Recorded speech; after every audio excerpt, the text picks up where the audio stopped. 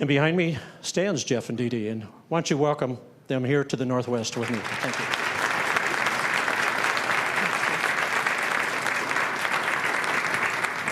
you. It is a privilege to be with you today, and I'm supposed to, as a speaker, have some compelling statement or story to tell you in the first 15 seconds, because in the first 15 seconds, you assess who I am and whether I'm worth listening to.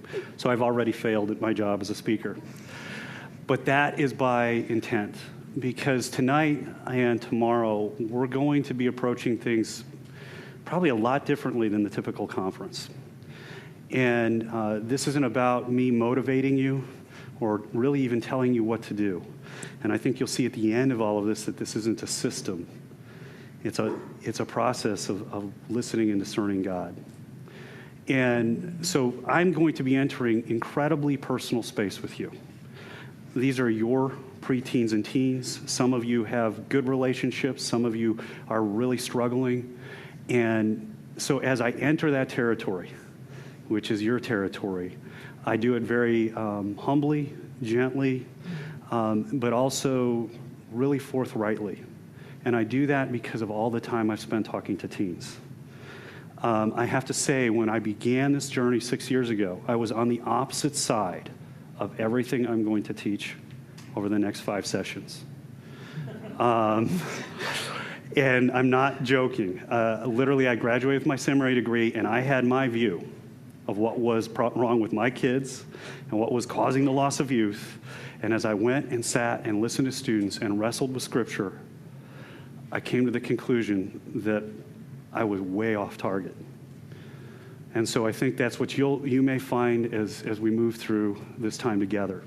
Since we're entering such personal territory, before we do that, we'd love to let you know a little bit more about who we are. And so I'm going to let Dee Dee, my wife, we've been married 21 years, tell a little bit of her story, and then I'll tell a little bit of mine. Thank you, Jeff. I hope and pray that the information you're going to hear today and tomorrow will be just what the Lord has for you. It has impacted my heart greatly, and I hope it impacts you as well. I received Christ at the age of 15. I was a sophomore in high school, and I was on a trip with a friend, and that was an incredible moment in my life. I finally figured out that the Lord really loved me. And I came home and I said, "Mom, I became a Christian." And she said, "Well, honey, you've always been a Christian." And I said, "Okay, we can start there."